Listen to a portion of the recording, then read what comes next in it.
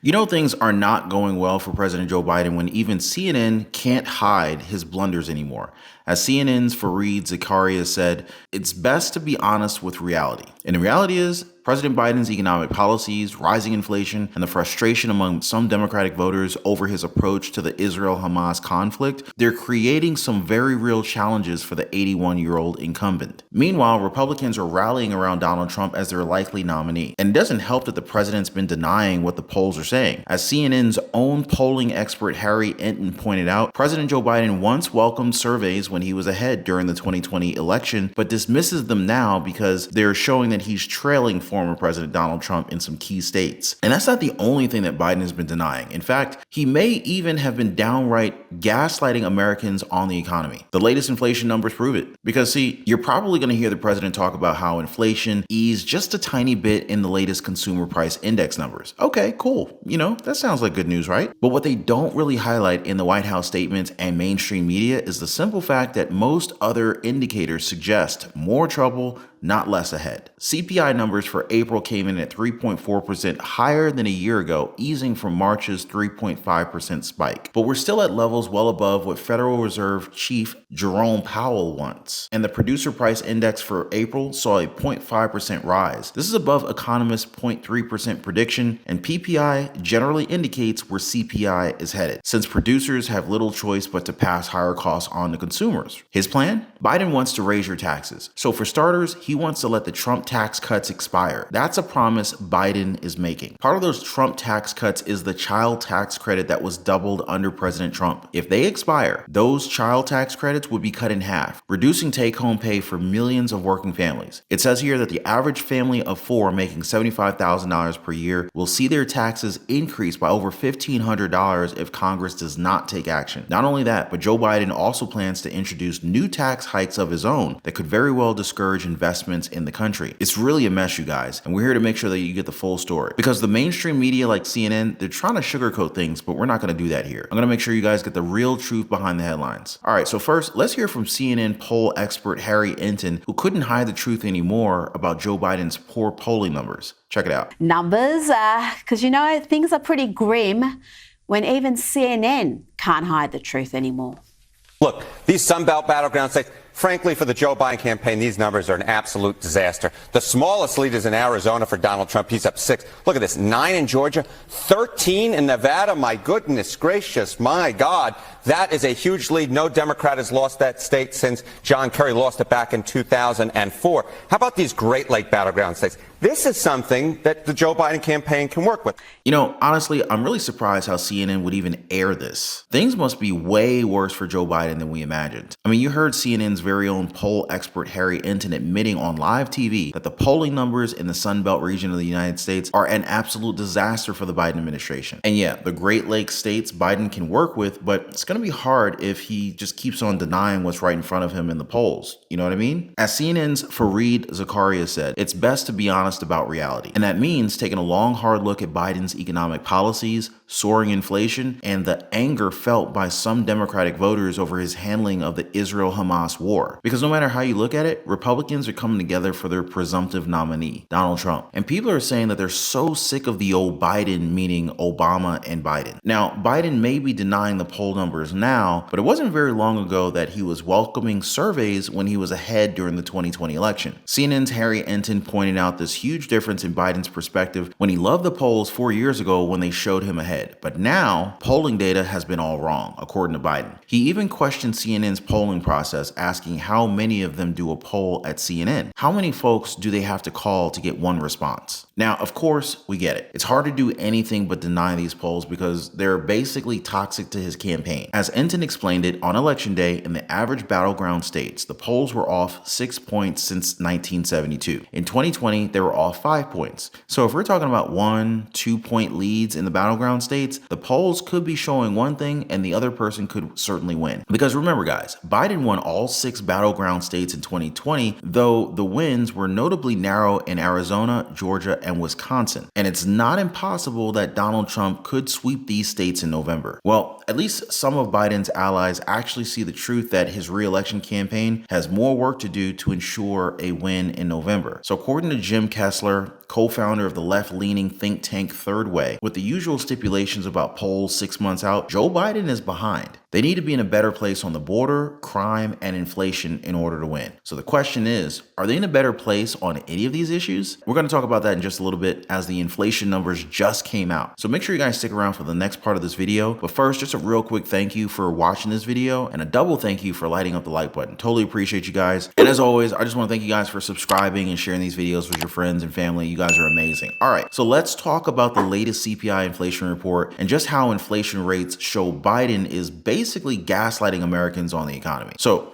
good news, inflation eased slightly in the latest consumer price index numbers. But the bad news, most other indicators suggest more trouble is ahead. So the CPI for April was up 3.4% from a year ago, down from March's 3.5% increase. But we're still very far from Fed Chair Jerome Powell's 2% inflation rate target. But what I really wanted to point out here is the producer price index for April rose by 0.5% higher than economists' prediction of 0.3%. And since producers usually pass higher costs on to consumers, this hints that CPI could very well rise again soon. Now, if we add to the fact that our consumer confidence in April hit its lowest point since July 2022. That was when inflation was a scorching 8.5%. Meanwhile, interest rates have been at a 23-year high ever since last July. Wall Street hopes for a rate cut, but Jerome Powell, he has not promised anything. This leaves the working and middle class squeezed, racking up more debt as pandemic savings are depleted and credit card balances soar. Job growth also slowed last month, with most new jobs in government and healthcare, while private sector employment remains flat. Bottom line, the threat of stagflation is very real right now under the Biden administration. I mean, by every measure, it's easy to see how Bidenomics may have failed Americans. Prices have risen an average of 20% since Inauguration Day in 2021. President's response? Deny the problem, claim you can manage your soaring grocery bills, and hope enough people believe him for a second term in November. A lot of people are already saying that if Biden wins, let's just say hypothetically he does, or maybe his replacement, how much trouble could this country be in? Many people realize that it's got to be Trump 2021 or America may be no more. Or at least the average American will be no more if this inflation keeps up. Needless to say, gas prices may be up, but Joe Biden's gaslighting keeps getting cheaper. But wait, guys, Joe Biden thinks that he has the solution to stagnant growth and high inflation. His plan? Biden wants to raise your taxes. Oh yeah, I'm not kidding, guys. It might sound like a bad joke, but it's reality. So President Joe Biden wants to increase taxes at a time when many Americans are already struggling to put food on the table and fill up their gas tanks. He plans to implement a range of tax hikes that will hit hardworking Americans and possibly even stifle American innovation, according to experts. So for starters, Joe Biden wants to let the Trump tax cuts expire. This isn't just speculation, guys. It's a promise that he's actually made. He said so himself in a recent speech. It's going to expire, and if he's reelected, it's going to stay expired. He even doubled down on that promise on social media, saying pretty much the same thing. So what will letting the 2017 Tax Cuts and Job Act expire mean? The child tax credit, which was doubled under President Donald Trump, this would be cut in half, reducing take-home pay for millions of working families. Let me repeat this, guys. The child tax credit, which was doubled under President Joe Biden, it will be cut in half, and the end result will be reducing the amount of take-home pay for millions of working families. This is a big problem. The standard deduction used by over 90% of filers would also be cut in half. Tax rates would also increase across the board, and small businesses would see their tax rate rise to over 43%, making them less competitive against large corporations. Now, if the Trump tax cuts are not extended, experts say working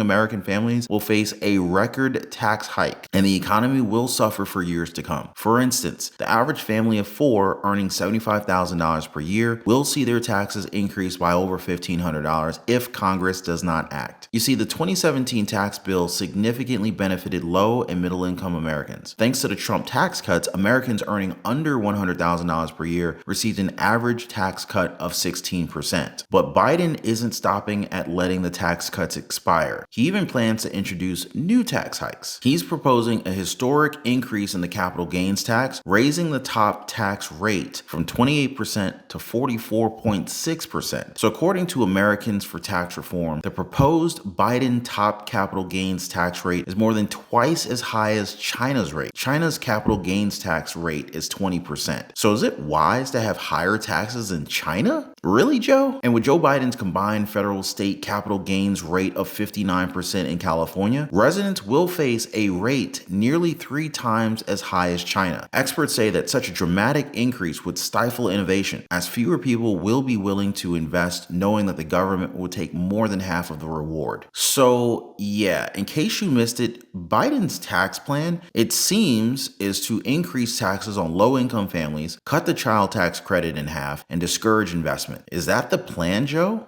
Really? Now, this may sound like a plot to destroy the American economy, but unfortunately, it's the platform of the Democratic Party nominee. Joe Biden justifies his tax increases with what experts are saying are misleading claims about the Trump tax cuts. He often claims that the Trump tax cuts overwhelmingly benefited the wealthy, but based on the data, this is clearly not true. An analysis of IRS data found that most middle-income and working-class earners enjoyed a tax cut that was at least double the size of tax cuts received by households that are earning $1 million or more per year. In fact, the top 1% of filers actually saw their share of their tax burden increase after the passage of the Trump tax cuts, contrary to what Biden and the Democrats have claimed. Now, the worst part of this is that Joe Biden's misleading statements about Republican tax policy could ironically lead to higher taxes for working class families. So yeah, guys, when you vote this November, just think about how painful you want tax day to be on April 15th. We're definitely going to keep an eye on this one for you guys, but for now, I just want you guys to know that I really appreciate you all for tuning in and for sticking with us until the end. If you enjoyed this content, please hit the like button for the video, subscribe to the channel if you haven't already. Your support helps us bring you more in-depth analysis like this one, and hey, don't be a stranger, subscribe to the channel, don't forget to hit the notification bell so you never miss out on another update. But what do you think about Joe Biden's handling of the economy and his tax plans? Do you think that this approach will help or hurt the average American? Let us know your thoughts in the comment section down below. I love hearing from you guys, and it definitely helps us plan out our next content for the show.